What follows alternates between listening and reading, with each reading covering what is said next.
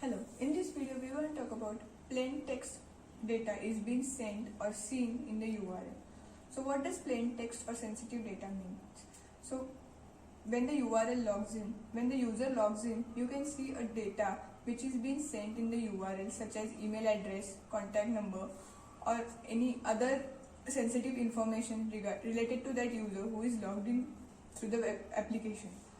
So, if an attacker gets to know that this information is seen in the URL, he can tweak that information and the query parameters to gain more sensitive data out of the web application.